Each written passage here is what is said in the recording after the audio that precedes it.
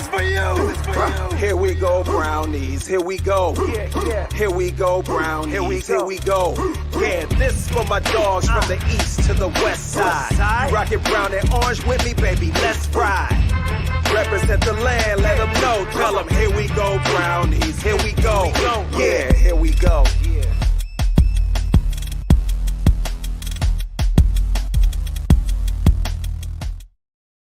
Welcome in, everybody, to another episode of the Here We Go Brownies podcast, a game week episode as we look ahead to the week one matchup. Just a few days away, Dustin against the Dallas Cowboys at 4:25 Eastern. Really looking forward to that. And we're going to talk about it today. We've got a lot to talk about, a lot to unpack. Join with me, as always, out in beautiful Cleveland, Ohio. We've got Dustin. Dustin, how you living? Other than being under the weather, I mean, of all weeks, the last couple of days, I'm actually finally feeling a little better today. Thank goodness. But boy, I got to tell you, Allie, when I came to work on Monday, it was like you could have flipped the switch in this town. It was like you could just tell it was football week. People's attitudes changed. America's team, joking, is coming to town on Sunday. And it's going to be a big deal. The Browns don't always get that marquee afternoon game. The nation's going to be watching this game, right? So this will be where 97% of America will be watching this Sunday. Yeah. Tom Brady, that guy, he's going to be in town, doing his first regular season broadcast. The Browns got to get their ass together and they got to put this together. This is a big game for the Browns. And I think they got to start out fast in this game. So that's just my this is a really big game and a huge test to everything that's been put together this offseason. We're going to talk about the matchup here upcoming. We've got some news to share. We'll talk about that here in just a moment. But before we kick it off, we actually have a couple of new sponsors that we're excited to share with you tonight. I want to kick it off, Dustin, with our newest friend, Believe Land, power washing and also landscaping. I'll turn it over to you. Yeah, guys, if you need landscaping or you need any power washing done for your homes, check them out. Believeland at, believeland.com. Go check them out. Believelandlandscaping.com. We're excited to partner with them. We actually are going to be doing a giveaway, by the way, guys, a giveaway for a free house washing. Can you believe that? A free power wash. Who would want their home washed? About a $500 value. That's pretty exciting. That we're going to be giving that away. So look for that. We're excited to partner with those guys this upcoming football season. By the way, it's never too early to look at your landscaping jobs for next year or some power washing and get that stuff cleaned up, that, the cobwebs and all that stuff that gets all over your house, the gutters, all those wonderful things. Allie, I'm assuming your house probably at some point is going to need a power washing and the windows and stuff like that. You just moved into a house. So, we're excited to partner with those guys. Yes, and as always, also a shout out to our friends over at Stadium Mustard. If you don't have Stadium Mustard in your kitchen this season, you're doing it wrong. The iconic brand, the iconic taste, beloved from ballparks to backyards and everywhere in between. Stadium Mustard is a smooth brown mustard rich in both taste and tradition. By the way, it's loved by millions, so be sure to head on over to stadiummustard.com to shop now. Let's get to some Browns news and updates. Let's kick it off. Really, we haven't talked about Jim Donovan stepping away from the booth, since our last show. That's obviously when that came out. So just sending our best wishes to Jim as he continues to battle through cancer. So we're just sending all of our thoughts and prayers to him, as we always do. But in his place, it will be Andrew Siciliano in the booth with Nathan Zagura. Yeah, and I think we all got a little taste of that last year. Yeah. When he did the San Francisco 49ers game and was very enthusiastic about the Niners missing that field goal.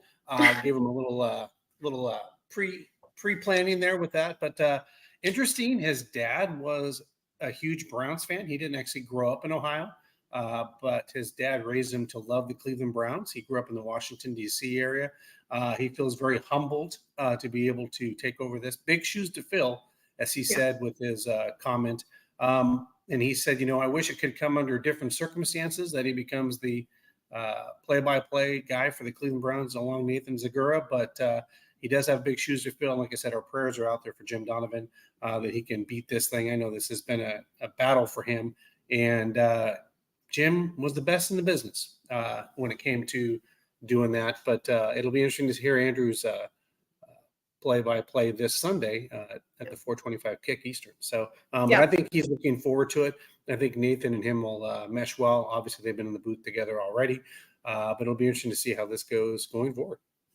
It's nice to know that there's already chemistry there. You know you're going to get a good product, especially with Nathan Zagura involved. You're going to get the enthusiasm. With Andrew, he's going to be a little bit more balanced. He's got a nice, smooth, velvety voice, so it's going to be a nice listen. It's a good product out there. But also, on the TV side of things, I am excited to see how Tom Brady does in his newest venture, and that is behind the camera, behind a mic. Yeah, I got to say, this is going to be interesting. I mean, he's polished, right? I mean, we've seen him do podcasts. We've seen him do interviews. I think it's going to come very natural to him because what do we know about Tom Brady, right? He's always so prepared in what he does, right? I talked to a former player that was talking about, we're out here drinking the night before. Well, you know what Tom Brady's doing? He's in there studying until 1 a.m. to kick your ass tomorrow on Sunday. So, he's going to be prepared in the booth or whatever he does. So I think he's going to come well prepared. I think he's going to do great in the booth, and I'm excited to hear him. Now, Unfortunately, I'll have to watch that later because I will actually be at the stadium. I'll be sitting there screaming.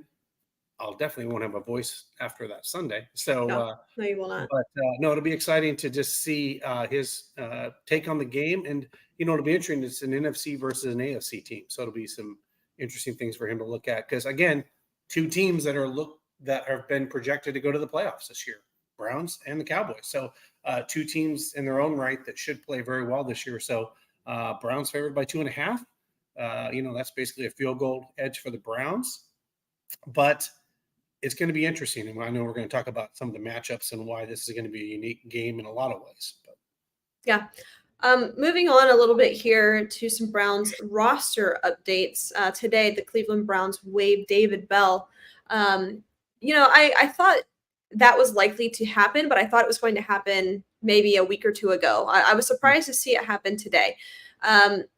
Your thoughts on this? I know that you talked before we even went on, this opens up the door for thrash, and yes, it most certainly does. But I was just shocked really at the timing more so than the actual waiving of the player.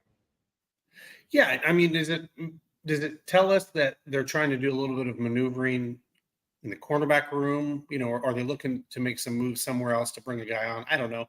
Andrew Berry probably, gets 4 hours of sleep a night, right? He's always trying to figure out how to better the roster and make it a better team.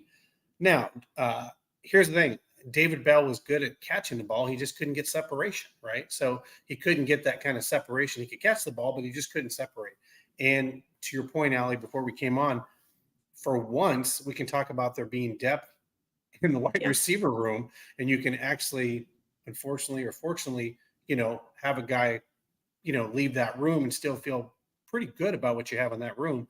So it'll be interesting to see over the next 24, 48 hours, does he clear waivers? Does he make the practice? I mean, there's a couple of things that are going to happen in the next 48 hours, but you're right. It's something you would have thought would have happened a couple of weeks ago, 10 days ago, something like that. Sure. 3 days before kickoff, it makes me think there was a reason Barry was looking at something, to make a move, and there had to be a casualty, unfortunately. And I think that's probably what we're going to see in the next couple of days of why behind this.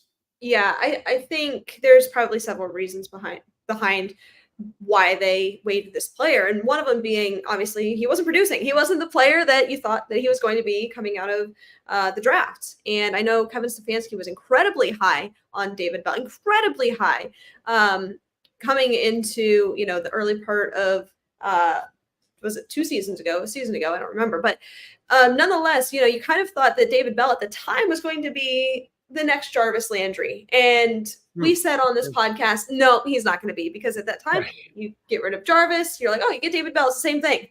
Wrong. It's not. It's very, very different. So he never lived up to the expectation of the caliber of player that I think we all thought he was going to be coming out of that draft.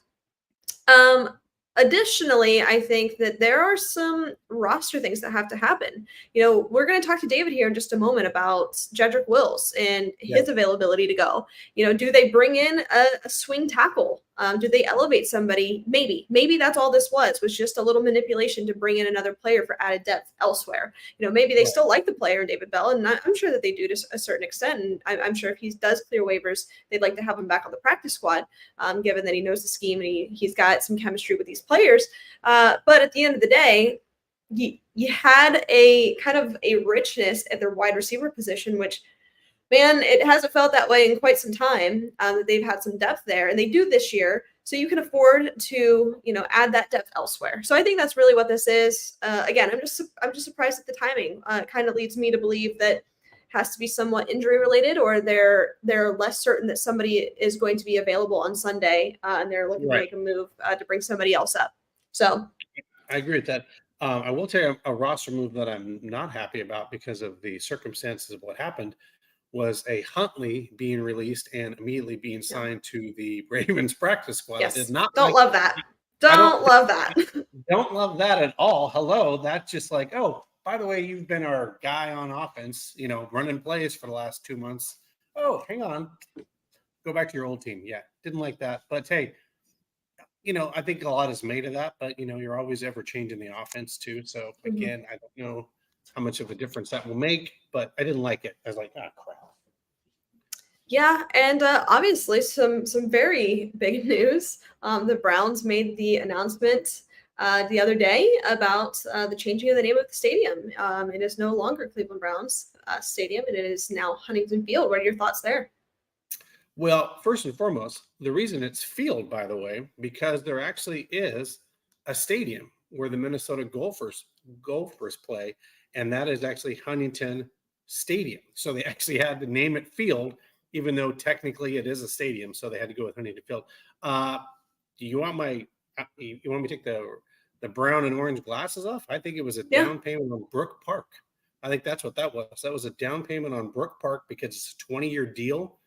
And that name follows, clearly it's going to follow the new stadium, obviously, or a completely renovated one. But I think it was a down payment on Brook Park to help the funding of the new facility, because that's a long-term deal. I mean, 20 years. I mean, that's a long time. I mean, I've seen stadium deals 10 years, 5, but 20, that's a lot of money. And that's a big investment in the Cleveland Browns. And I think that's going to help them build their dome, plain and simple. I agree. I think that is very obviously what the situation was. I mean, when you put a 20-year sticker on it, that is a pretty big investment, and tells me that they understand the fruits that will come from a dome or a larger, more technologically advanced stadium in the near-ish future. So, yep, I see it. I agree with it. I think that's probably what it is also. Okay, let's turn it over to David. We've got some injury things to talk about. Before we do so, a quick word from our friends over at Lorello Vineyards. If I can find the video, there it is. Here we go, Brownies. Here we go. Woof, woof. Hello, welcome to Lorello Vineyards. Larry and Kim Lorello.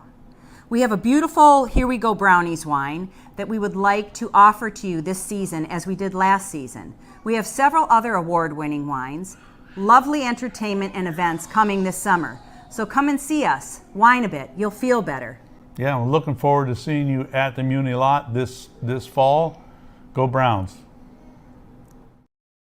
Let's bring him on, the man, the myth, the legend, Dr. David Ullery, to the program, orthopedic surgeon. How's it going? Wonderful. How are you guys? I'm doing great. David, great to see you. How you been? Really good. Really good. I'm so excited to have football back on the TV tonight. NFL, obviously, we had college football last weekend, but I'm ready to go. I am ready for this season. And we kind of start with a bang here. You get the Kansas City Chiefs, Baltimore, high scoring. I mean, two teams that have some Super Bowl aspirations. It's gonna be a good game. I'm excited. Yeah, looking forward to it. Let's start talking about the Cleveland Browns. I want to kick it off. Obviously, I want to go through the injury report coming out of practice. Now, I just want to look ahead to the week 1 matchup against the Dallas Cowboys. But I think one of the biggest question marks right now, and Dustin and I already talked about it a little bit, was Jedrick Wills. Still unsure about what his status is going to be. And it seems to be that Kevin Stefanski is going to wait kind of until the last minute to name the starter or name the game plan, whether that's going to be a rotation, whether I don't know. I'm very curious to see how this plays out, because you've got some options. You've got Jack Conklin. You've got DeJuan Jones. But you also have, James Hudson that's been thrust in there before. So I don't know. I'm nervous to see what happens on game day, but I want to talk about Jedrick Wills specifically and his injury and what you think could potentially happen.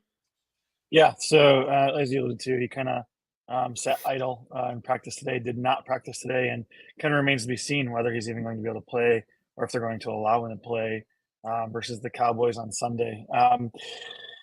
I don't know. There's a quote saying I'm not starting this week from him and some other sources as well, and so it sounds like up to this point they're playing it pretty conservatively in terms of how they're going to approach Jed and his ability to return to um, full playing capability.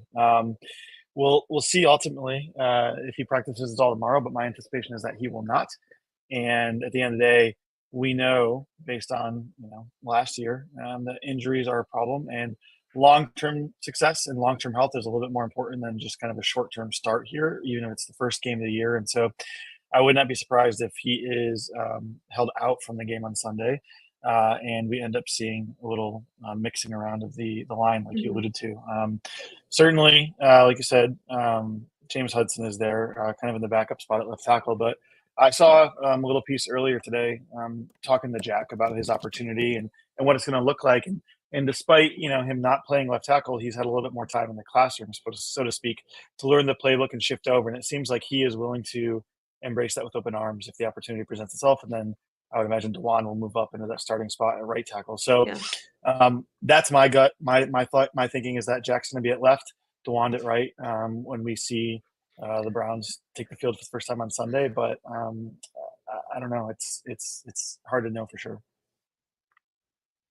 Yeah, I was going to say, I think you're onto something there because at the end of the day, Jedrick hasn't practiced at all, right? At the end of the day. So he doesn't even have any live reps in practice. So I think it would be crazy to throw him out there, against that defensive line for the Dallas Cowboys. I think it's just not a smart move. He could easily re-injure something, especially if he's not, game ready from a physical standpoint, from a stamina standpoint in a game. But you're right. Conklin, a journeyman guy, right?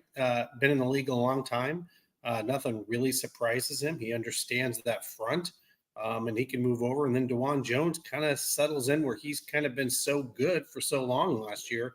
And you kind of just keep everything kind of in sync. And then you just, week to week kind of figure out what you're going to do at the left tackle position, right? I mean, that's kind of a play it as it goes. But, yeah, I think Conklin makes a lot of sense just from his leadership and veteran leadership, period, in that situation.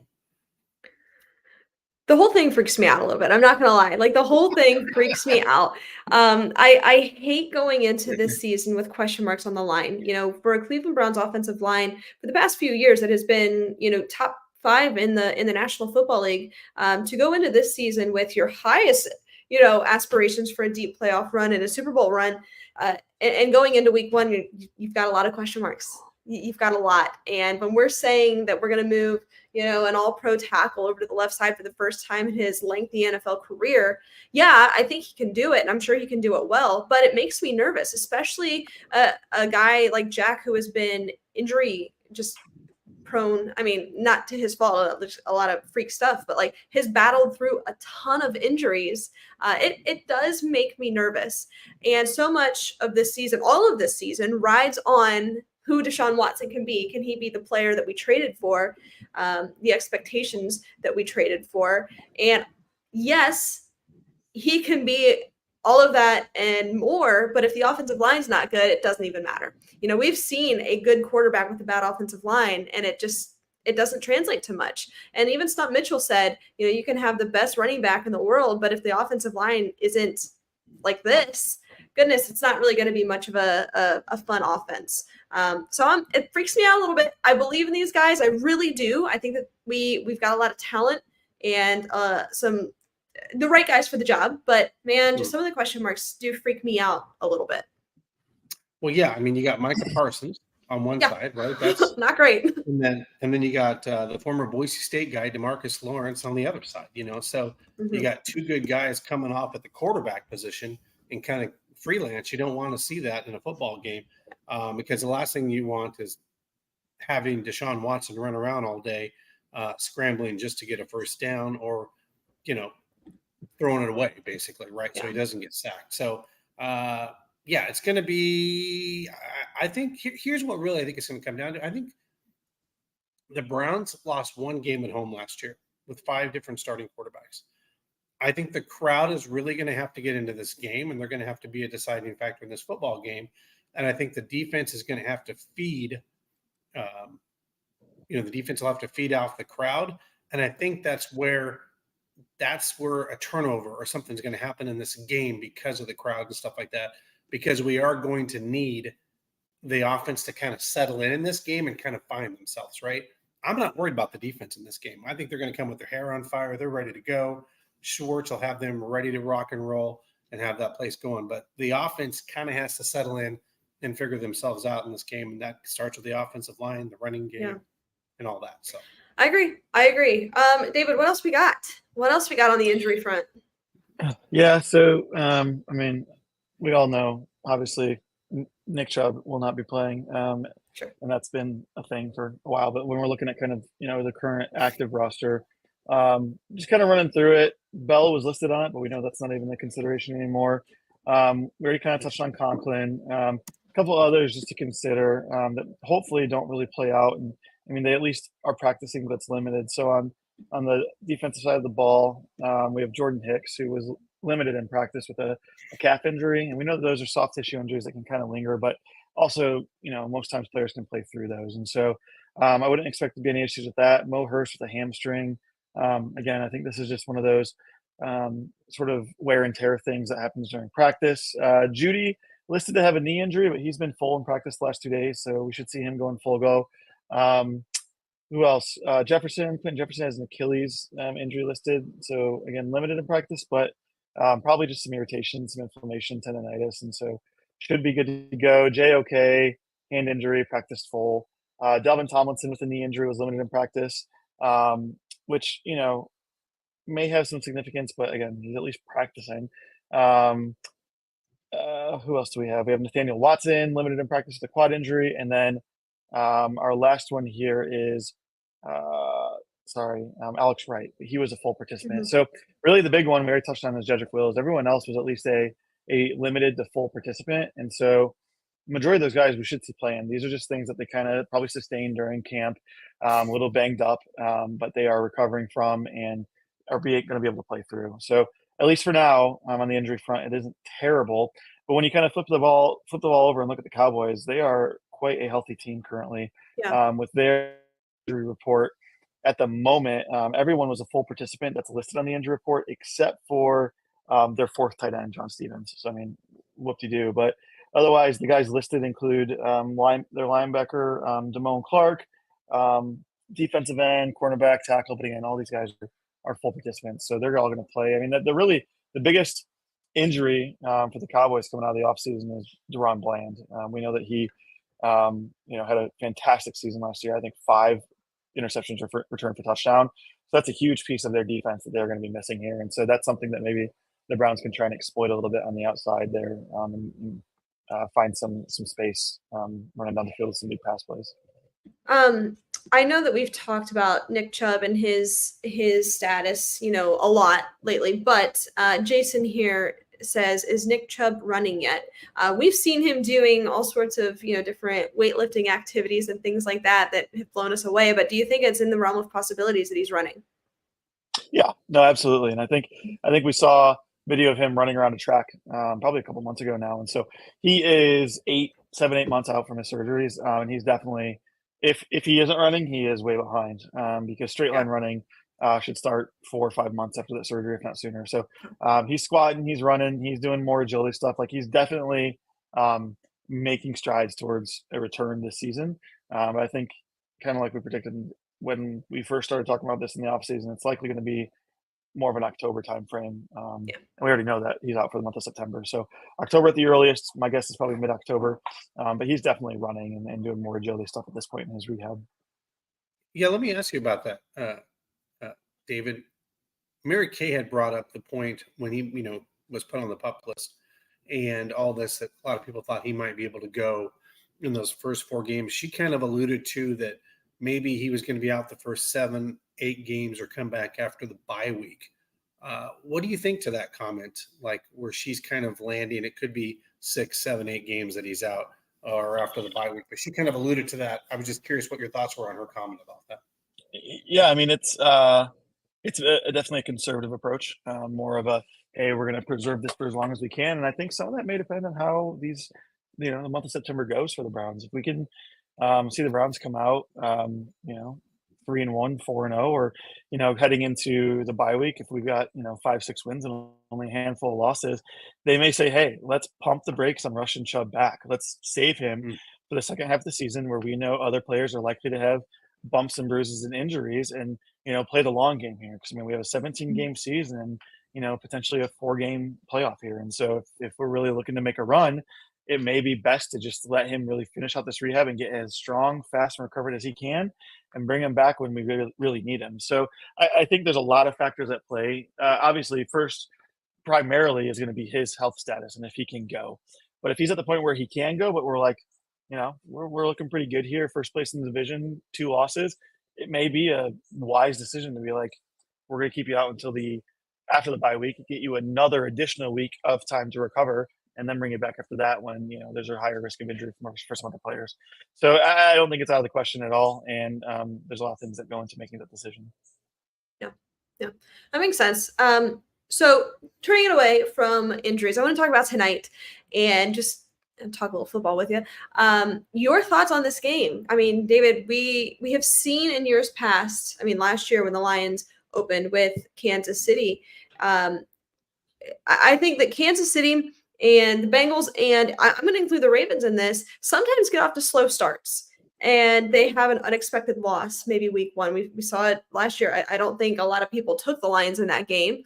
But they came away with a victory, and all of the talking heads were saying, well, they're going to figure it out. And they did. It was kind of a little bit of a steep climb in the first part of that season, but do you think we're going to see that with especially these 2 teams tonight? I think this is going to be high scoring. I think this is going to be kind of a classic matchup. Honestly, you go back a couple of years, I think it was Pat Mahomes versus Jared Goff with the Rams, and it was just back and forth, back and forth, back and forth. Mm-hmm. I kind of anticipate it to be that way tonight. Just 2 high-performing offenses. What are your thoughts on this game? Do you think both of them kind of come out with a punch, or do you think this is going to be a little bit more of a slower defensive battle? I think you're right on point there with this being a aired out sort of gun show, air raid offense type sort of picture. I just think we're going to see a lot of points because for Lamar, I mean, this is kind of personal for him. Like, he cannot beat the Chiefs. They are kind of his nemesis right now, and it's like another hurdle for him to get over. So I don't think he's going to hold back. I think he's going to be ready to perform. And when you add in Derrick Henry and another weapon on the offense for him to be able to balance that attack, I think the sky's the limit. Certainly, we saw Lamar become a much better passer last season. He distributed the ball. He was looking downfield. He was making much better reads and progressions, and I don't think that's going to change now. I think he's going to continue improving as a passer and become even more lethal, coming off of an MVP season where he's got Derrick Henry in the backfield to sort of share the load. I think he's really going to turn it on tonight, and I think we do see a high-scoring game that's going to be full of fireworks and excitement, and I'm very excited about this. And see, I think personally, it's going to be just the opposite. Yeah. I think Arrowhead's going to be rocking. I think the Ravens defense was ranked 2nd in the NFL last year, so they can hold their own. I think they'll keep Mahomes in check. Do I think the Chiefs will win? Yes, but I see a 2017 game. Not a lot of fireworks, but I see 2 of these teams, because week 1 is so weird, right? We always talk about week 1, you're kind of figuring out your opponent. And then after that, you watch film and the season begins and you kind of figure week 1's kind of a crapshoot. And for that, I think the defenses, clearly the Ravens defense knows what Patrick Mahomes is made of on that side of the ball and the weapons they have, and trying to neutralize, obviously, the tight end position with Travis Kelce. But I think it's going to be a lower scoring game. I really do. I don't think we're going to see the fireworks tonight because I think they're going to be a little rusty. Both of these offenses are going to clunk along. I don't think we're going to see a high-scoring game. I think the defenses could be more of a factor in this game. Just because it's week 1, this was a mid-season game, absolutely could I see a shootout. Yeah, different story. I get it. Yeah. I get it. Let me ask you both this. ahead. As we talk about Derrick Henry, last year, obviously, he wasn't the player that we have known him to be. Now, a couple of factors for that, right? But do you think that we see the Derrick Henry that we all know, the very good Derrick Henry, probably the second best running back in the league outside of Christian McCaffrey when healthy? We're going to see that this season. Let's not even ask for the season. Tonight, do we get back the classic Derrick Henry, or do you think it continues? We start to see the struggles and the downfall of Derrick Henry. So Go ahead. I think tonight he's going to put on a show and he's going to be like, I'm back, I'm king. I was the man who earned that title, and here I am to go, but I don't know if it's going to be sustainable. Certainly he has a slight upgrade in his offensive line. I mean, not that the Ravens have the best offensive line in the league, but it's better than Tennessee's. So he's going to have a little bit better blocking to run behind, and I think he's going to come out to prove a point. He is, in a new program and a new system, and I think he wants to show that he is still the Derrick Henry we all know. But I think long term, it's probably going to, fall back more towards center, where maybe not so much as off of a season as it was last year, but it's not going to be like his best years in Tennessee. Yeah, I agree with that. What do you think, Dustin? And I think it's going to be a big part of what Harbaugh's offense is about tonight, right? What is the whole idea? Is less possessions for Patrick Mahomes. That's how you win a football game. Mm-hmm. So I do think early in this game, it could be run heavy. Kill the clock, get first downs, and just keep – the best Patrick Mahomes is on the sidelines if you're the other team, is keeping him there on the sidelines. So, I think we will see Derrick Henry getting quite a few touches tonight. Could he have a 100-plus game? Sure. But, again, I think that's where we're going to get to that lower scoring game, because I just don't feel like there's going to be a ton of possessions tonight. I think this is going to be a kind of a chess game with both of these coaches tonight. And the way they go about this game, and it's, on television, it means a lot to both. Like you said, Lamar Jackson's, kryptonite is the Chiefs. So, this is going to be an interesting game. But hey, you know what? I'm never a Chiefs fan except week 1 when they're playing the Ravens. So let's go Chiefs. Yeah, I agree. All right, David, I'll get you out of here on this one. Who's winning tonight? Give me your pick. I am going. I think 2 years in a row now, the defending champs lose the opener, and I'm going to go Ravens here. I think Ravens are going to pull it off, 38-35. Wow, that's high. Wow, that's Listen, hey, this is the first time we have had an MVP quarterback matchup under the age of 30. These guys are not slouches. Offense is coming tonight. Yeah. Okay. Well, hey, we'll be back. I don't know. We'll be back here to week 2 to talk about it. All right. We'll give our score predictions here in just a moment. David, thanks for joining us. We appreciate you. I love you. Go Browns. Go Browns. Go Browns. That's my fiance. She's smoking hot.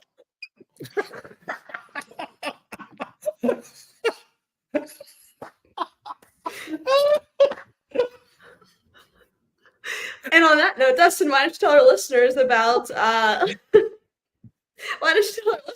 City Barbecue?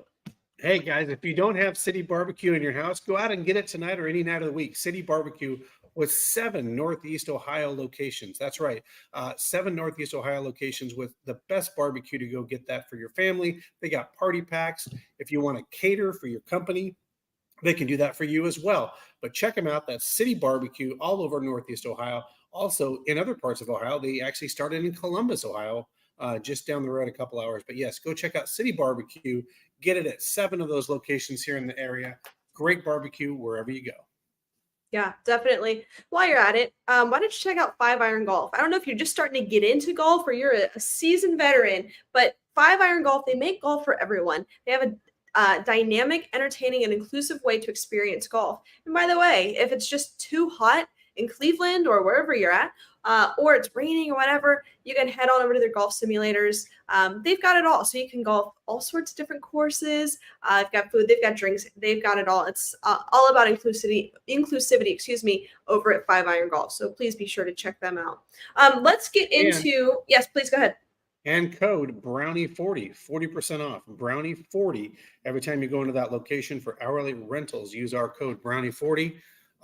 It's a smoking hot deal. Oh, dear God. There we go. There we go. Nice pun. That was funny.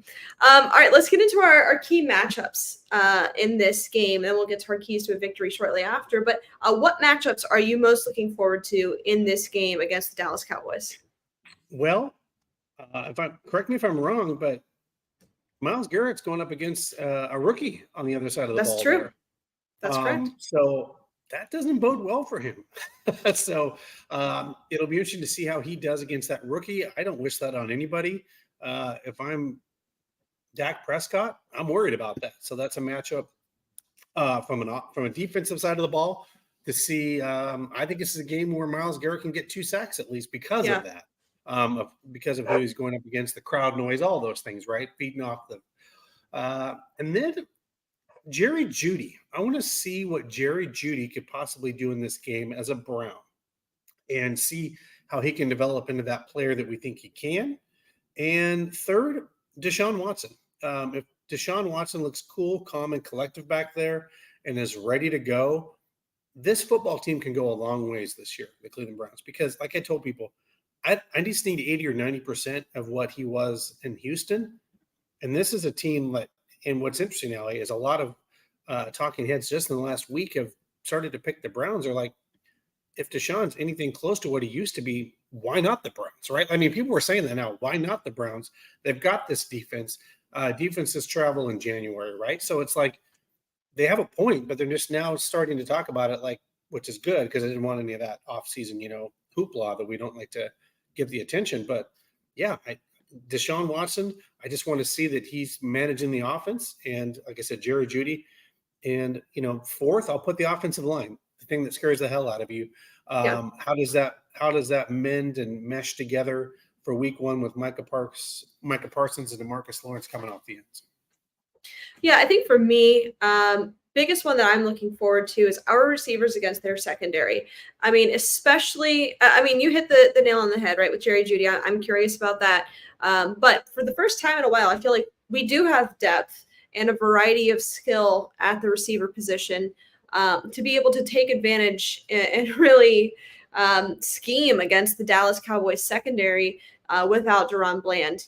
We know what kind of player he is, especially last season. He was incredible. To go into this game without him makes me feel a little bit more optimistic. You've got Trevon Diggs. We know who he is. Also, you're going to be going up against Jordan Lewis. So I think that we're really going to be able to target Jordan Lewis in a lot of ways rather than throw at Trevon Diggs. I mean, that's kind of a given. So I look to see Kevin Stefanski, this offense, really targeting everybody outside of Trevon Diggs in terms of their secondary. I'm really looking forward to that.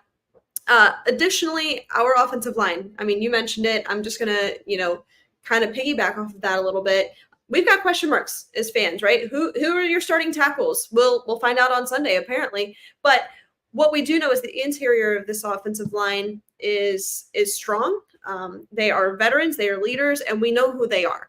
Now, there are some names, obviously, that do scare me. Micah Parsons scares the living daylights out of me. We know who DeMarcus Lawrence is. Mozzie Smith is taking a step up, in the Dallas Cowboys defense. They've got some really good pass rushers. They've got a good defense. This is not something, that the Browns can overlook because they can absolutely wreck a game. But with the secondary being a little bit depleted for the Cowboys, their defensive line against our offensive line, even though there are question marks at the tackle position, I'm still going to take the Brown side of this almost all day, just because of the factors that they have on the defense. Really looking forward to that. Also, just looking forward to the Browns defensive line and their ability to stop the run. This is a really bad rushing attack from the Cleveland Browns, from the Dallas Cowboys. Yes, they have Ezekiel Elliott, and I anticipate him to probably carry the workload here, although many talking heads have come out to say that Rico Dowdle will be the guy getting the most carries. But you've got Ezekiel Elliott, Rico Dowdle, Dalvin Cook, and Deuce Vaughn all on the roster. But I don't foresee this to be a good rushing football team, especially week 1, but even more so throughout the season. I think that they absolutely need help if they want to have a shot at a deep playoff run. I don't like it. I don't love it. But thank God I'm not a Cowboys fan because we don't have to care about it other than this week. But I think that the interior of our defensive line and their ability to, and our linebackers, of course, to be able to stop the run and really, really suffocate that. One, to help with time of possession, but two, to make Dak and this Dallas Cowboys offense throw the football down the field and work against our secondary. And again, I'm going to take that matchup all day, every day, given our pass rush. So I think that when we look at this game and we look at kind of the key matchups here, I think that the Browns are favored, Dustin, in a lot of ways. Yeah, like I said, a couple other things that come to mind is we have to marginalize CD Lamb, right, and keep him in check on Sunday. And the other thing that I'm curious from both sides of the ball, because this is a new wrinkle, and we'll see it tonight on Thursday Night Football, is the new kickoff return. How do teams kind of gauge themselves to not have a guy break away and run one all the way back for a touchdown, right? Because of where the new kickoff is and stuff. So Yeah. a good friend of the program, Eric Metcalf, goes, man, if I lived in football today, I'd be loving this. Like, this would be my heyday with this kind of thing. So I'm looking for that on Sunday too, and see how teams adjust both sides of the ball with this new kickoff, because literally one miss, and that could be the difference in a football game this year with the new kickoff rule. So it'll be interesting to see what that looks like as well. And just, you're right. I was really surprised that Ezekiel went back to the Cowboys. I was really surprised by that move, just because, I don't know, I kind of felt like after going to New England, like if he didn't make it there, he was kind of done with his career. That was just kind of my gut, right? Like what is he, 31, 32? I mean, I know that's not old, but in football years, at running back position, that's getting up there, right? But I'm surprised they brought him back, but he probably came on a very friendly deal, right? So welcome back to the family. And so I think you see more of that now, Allie, than we did probably 5, 10, 15 years ago. Players actually coming back to an organization that they've left. In the past, that wasn't really a thing, but it seems like more and more guys are making a return to a team. So, yeah, at the end of the day, man, just give Deshaun Watson time, because I think if you give him time, Jerry Jeudy will be open, Tillman, David Njoku, the guys that need to be open, Coop, like those guys will be open. And I do think we're going to see, to David's point with the game tonight, I think the Browns are going to let it rip on Sunday. I think we're going to see a lot of aerial. If Deshaun's given time, I think we're going to see a lot of passing in this game from the Cleveland Browns, especially with Nick Chubb out and not being such a person that we would rely on in the past. I don't know. What do you think, Allie? I just think this could be more of a pass-happy game. Yeah, I do. I think so. I think you have to also look at the first couple of weeks in the regular season. Like, they are still the preseason in some ways. You're going to see a lot of offenses that are looking to air things out, see what they have, see what they don't, just because the preseason is so much different, so much more different than it used to be. So I think that, you're still going to be seeing teams over the next 3-4 weeks even just ironing some things out. So they may be a little bit more prone to throw the ball or run or do something that's maybe not quite to their identity yet. This is kind of the time to see what they have available to them. So yes, I do think that will be the case. Also want to take this time real quick before we turn it over to Keys to a Victory to talk about our other new sponsors. And I want to start with Lady Caroline. Every cruise is a celebration. So whether you are looking to cruise for lunch, brunch, dinner, holidays, events, what have you, every cruise is a celebration. So be sure to choose the one that meets your needs. So she is the beautiful lady, Lady Caroline. She's a 4-deck, 120-foot long ship, over 15,000 square feet for passengers to enjoy. So you can be sure to check them out. I mean, that sounds pretty cool to me, Dustin, being able to kind of just sail through and enjoy a nice afternoon on the beautiful Lady Caroline. I got to tell you, my friend came from Idaho. That was one of the treats that we went out and cruised the lake, had dinner. I mean, look at this view. Look at that. I mean, that's not bad. Yeah. And let me just tell you, you got to go out on the lake. And by the way, you wonder what it's like. It literally makes a huge figure 8 in Lake Erie. So you just go this way and that way. So it takes you to the east side towards Lakewood, and you can kind of check out the entire city. It was dinner. They had a DJ on board. So it was really fun. And actually, they put you at a table, kind of like when we went on the cruise, right? You get to meet new people. Mhm. It was fun. All the people were great at our table, made new friends. But yeah, you want to take a long lunch, kind of just reset your brain, go there. Or It'd if be a you lot need worse. something else to do, I've got another option for you. Head over to Greater Cleveland Aquarium. If you're ready to dive into an aquatic adventure, add a splash of wonder to any day at Greater Cleveland Aquarium. They've got it all. I mean, you can see here in this photo, you can take your kids, nice afternoon, get on out there. Look at that. Look at that. Happy families all around. But they've got piranhas, stingrays, octopus, whatever you need, they've got it. Jellyfish, by the way, story about jellyfish. I've got one for you. But be sure to check them out at Greater Cleveland Aquarium. And I'm very excited to partner with them as our newest sponsor. So quick story, my bachelorette party was just this past weekend, Labor Day weekend. And we went to Destin, which is just about an hour away from where I live. And I don't know if you've ever heard of Crab Island. It's really cool. It's a very shallow area. The water is crystal clear, and you can dock your boat or put an anchor down, get out, swim, whatever. We were having a great time, eating, drinking. They've got boats that come around, like they've got a Chick-fil-A boat that comes up. It's really cool. Are you serious? A Chick-fil-A boat? Chick-fil-A boat. They had barbecue. They had pizza. It's really cool. Really, really cool. But the day that we went, it was jam-packed with jellyfish everywhere. So it was honestly like just getting out of the way every 2 seconds of jellyfish here, jellyfish there. Thankfully, nobody got stung, but I did witness a man pick up a jellyfish and just throw it like a football. So you can go see those at Greater Cleveland Aquarium. You can go see those. Don't touch them. Why did he throw the jellyfish? I don't know. There's a lot of alcohol going on at Crab Island. Hey, I will tell you this though. Here's the cool thing about the aquarium, Alex. The stingrays, you can actually put your hands in and touch the stingrays in the stingray tank there.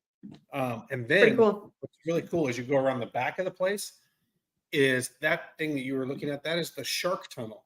So the sharks are really like right over your head, right around you. Super cool. Like these sharks are like this close to you. So it's kind of cool. That's about the safest way you can look at a shark, right? So it was pretty cool with that shark tunnel. But man, that was the coolest part and the biggest part of their exhibit is the shark tunnel, which I thought was pretty awesome. And we're giving away tickets, guys. Look for that giveaway. We have a 4-pack out there that'll be given away, I think, this Friday. So look for a family 4-pack to take you and your children, your grandchildren. It's a great day away to just go and check out a couple hours there. I tell you what I found out most surprising about this, the Greater Cleveland Aquarium, was the amount of species that are in there that are not native to this area, right? Because my first thought was, it's just going to be fish that are in Great Lakes and rivers here, right? Native to aquarium type things. They have stuff from all over the world in there, Allie, which I thought was super cool. Different species from all over the world. So you actually get to go through and see things from all over the world, which I thought was super cool. So yeah, really cool. All right, let's get into our keys to a victory. Dustin, how do the Cleveland Browns come away with a victory on Sunday? The Cleveland Browns come away with a victory, winning the turnover battle, first and foremost. All right, hang on. Time out. Outside of winning the turnover battle, winning, the clock and dominating the line of scrimmage, how do the Cleveland Browns come away with a win? Because we can say that every single week. That's always a recipe. What else can the Browns do to come away with a win? Recipe to victory.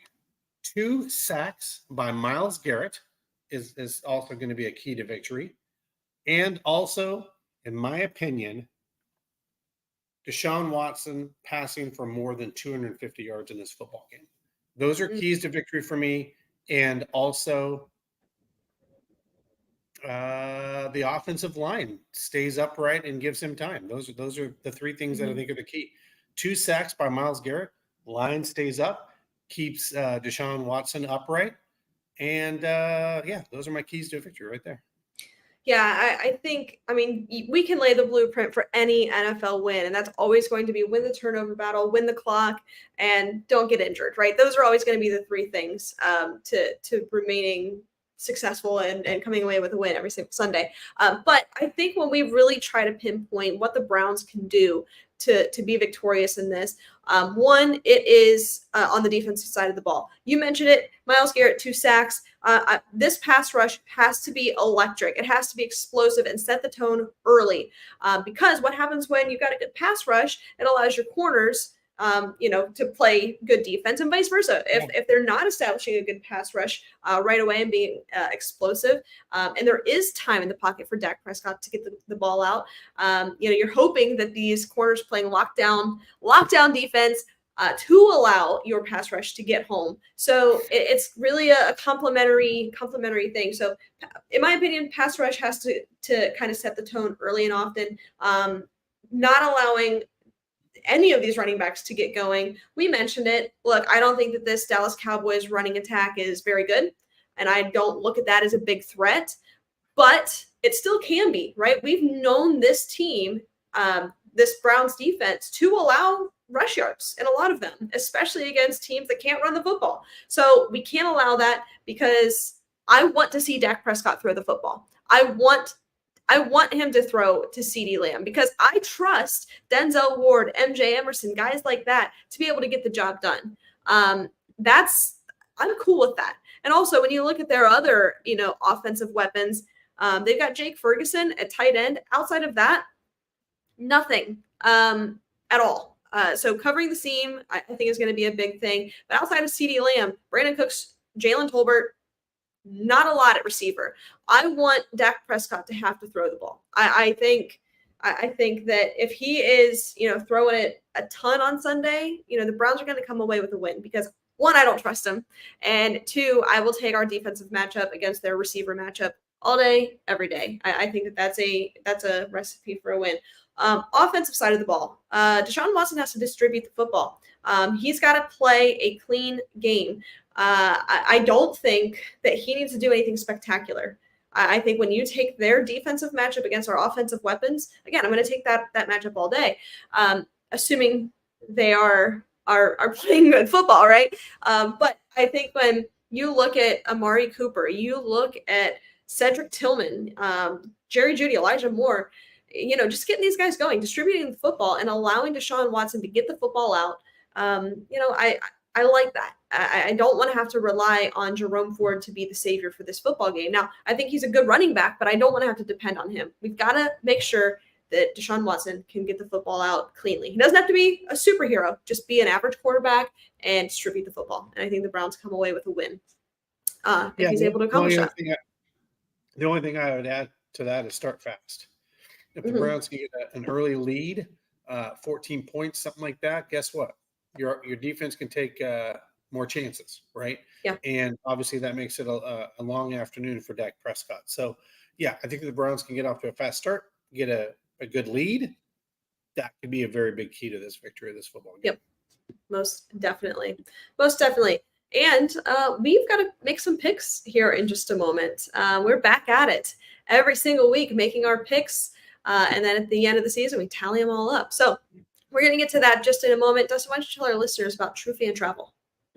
Guys, True Fan Travel, still a few tickets left. If you want to go to Vegas at the end of the month, go to truefantravel.com. If you've already got your tickets, you can do the tailgate. You can do all those things. But, guys, if that's not going to work out for you, guess what? New Orleans. Who doesn't like New Orleans?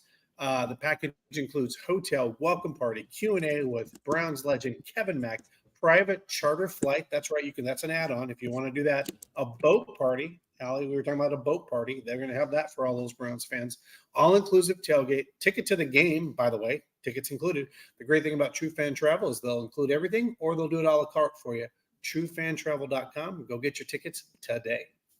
All right, there you go. There you have it. Also, I want to tell you guys about our friends over at Hartville Marketplace and Flea Market. Because if you haven't been, you need to get down there. On the inside, over 3 acres of indoor shopping, over 50 unique shops, fully heated and fully air conditioned.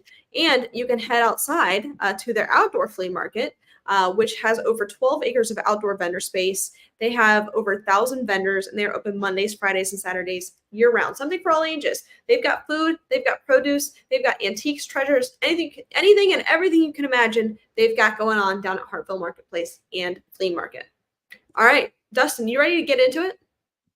Yeah, let's get into it. Let's do it. Let's make some picks, starting with tonight. Baltimore Ravens at the Kansas City Chiefs. Who you got? Chiefs. Yeah, me too. I'm going to take the Chiefs in this one. Packers at Eagles. Packers. Well, it's in Brazil, so it's not technically at Eagles, but I'm taking the Packers. I am going to take. I'm going to take the Eagles, I think. But I think it's going to be a good game. Next up, Panthers at Saints. Saints. Saints, yeah. Vikings at Giants. Giants. Ugh. You gonna go Giants? Who's throwing the ball in Minnesota? Yeah, but who's catching the ball in New York? Like it is It's at New York, first home game. They got a little yeah, bit I That's think the I only agree reason. with you. No, you know what? I'm gonna go Vikings. I'll give you the Giants here. I'm gonna go with the Vikings. Patriots at Bengals. Bengals, unfortunately. Bengals, yep. Steelers at Falcons. I'm gonna go the Falcons here. Yeah, me too. Me too. Give me the Falcons. Texans at Colts. Texans are good. On the road in the dome, though. Who's the starting quarterback? Who's going to be the starting? It's gonna be Anthony Richardson. And Anthony Richardson is Joe Flacco the backup, right? Okay.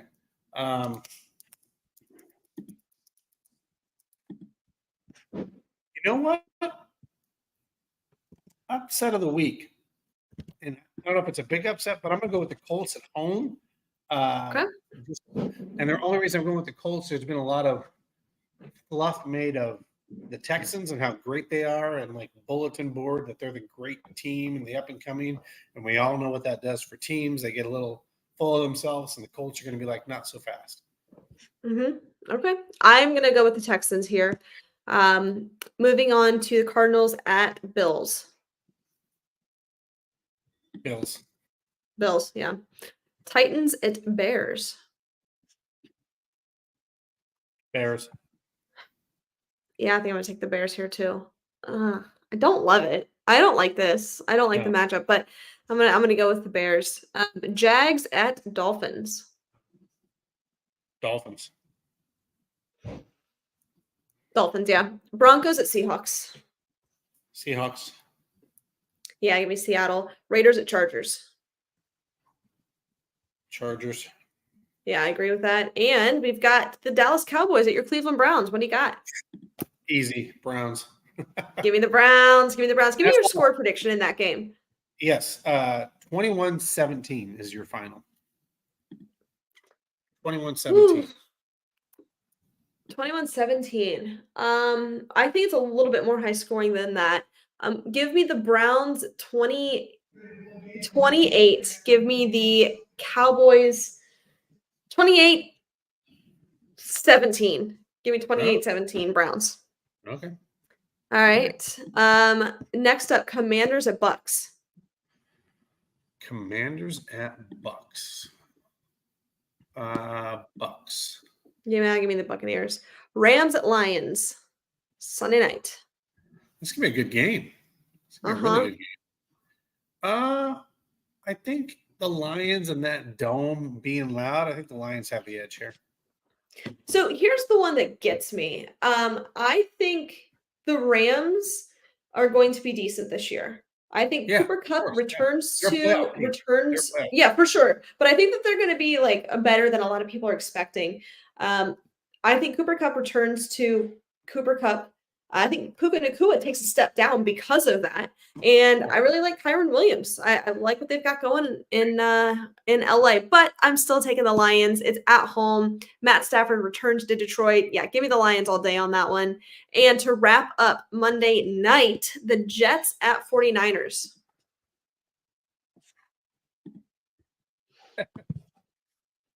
I think the Jets can be a playoff team. I think they can win their division. I do. I think so.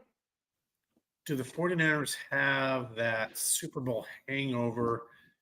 Does Aaron Rodgers say, I'm still Aaron Rodgers? You know what? Give me the Jets upset. Give me the Jets. Give me the Jets. I agree with you. I'm taking the Jets. I You know, think that the 49ers do have a little bit of a hangover. They had some tension this offseason with the whole Brandon Yeah. Ayuk situation. It's kind of weird. Christian McCaffrey coming off of a little bit of an injury. I don't think they are going to be – now, if this game was like mid to late season, give me the Niners. But week 1, Aaron Rodgers has something to prove. I think that Jets offense is going to be pretty darn good. I like Breece Hall. Give me the Jets here. I agree with you. I agree with you. I like that. All right, couple other things here before we wrap up. Dustin, why did you tell our listeners about Western Reserve Distillers? Guys, Western Reserve Distillers, get into their place right there in Lakewood, Ohio. Check out the Here We Go Brownies whiskey, 20-year, 10-year, and all those wonderful other flavors. Go in there and check it out. We had the preseason launch of the limited edition of Here We Go Brownies whiskey. It's amazing. Allie's, obviously, you've had it as well. It's amazing stuff. Go in there and check it out. But go there. Their food is really good, by the way. And all season, every Wednesday night, even if we're not there, it is wine, whiskey, and wings Wednesdays. That's right. There you go. Wine, whiskey Wednesdays, 50-cent wings, half off bottles of wine, and $12 flights of Here We Go Brownies whiskey. You get our 3 whiskeys plus an extra one for $12. That's a hell of a deal. So go in there and check them out. That is a Great hell of a food, deal. right over there in Lakewood. Great place just west of Cleveland. And what's up, Logan? We appreciate you checking out the show. We're a big fan of you. Thanks for taking the time for us. Dustin, before we wrap up, we've got one last sponsor to talk about, and that is Teresa's Pizza. And I don't know about you, but when I think about football Sundays, yes, I think beer, I think wings, I think whiskey from Western Reserve Distillers, but I also think pizza. That is one of my favorite game day foods. And over there at Teresa's Pizza, they do it right. You're going to get the same quality every single time that you go there. It's great right there in the restaurant. You can take it home. Really good the next day. So be sure to check them out. Also at Teresa's Pizza. And that's in University Heights and Mayfield Heights, those 2 locations, University Heights and Mayfield Heights. And if you use the code BARK, B-A-R-K, online, you get a discount off your pizza. B-A-R-K, BARK, all caps. And you get a discount on online orders only. But hey, who doesn't like saving some money on their pizza every time they order it? I love saving money. It's one of my favorite things to do. I love a good bargain. I love a good deal. Dustin, any closing thoughts as we wrap up on a beautiful Thursday night? We've got some football to go watch. Yeah, I got to go watch the Ratbirds. And I almost said what I wanted to say about the other team. I won't do it. But yes, we're going to go watch some football. It's back Thursday night under the lights in Kansas City. I've been there. It's a tough place to win. It's going to be a great football game to watch. And then this seems like this has been the longest offseason, Allie, but it is football. The Cleveland Browns are back. It's week 1, and I'm just excited for all the football that's going to be coming through this. And by the way, college football, by the way, we didn't even get into this, but my Boise State Broncos have a huge test this weekend at Oregon, week 2 matchup. So looking forward to college football this weekend, as well as all the NFL football. I think that could be an interesting one. Oregon's a little sleepy right now. I think you could. Hey, I don't know, Allie. I don't know if you saw that Genty had 6 touchdowns in that game. SportsCenter said it looked like he was out there playing a video game. 264 yards, 6 touchdowns. They pulled him, and the next guy got 2 more touchdowns. 8 rushing touchdowns in the Boise State's that's last crazy. game. That's crazy. Hey, Browns, he's going to be ready for the draft next year. Just saying. There's a guy you can go get right there. Good to know. Well, thanks everybody for joining us. We appreciate it. We're excited to go watch some football, but be sure to stay safe, stay healthy, and as always, Browns fans, go Browns.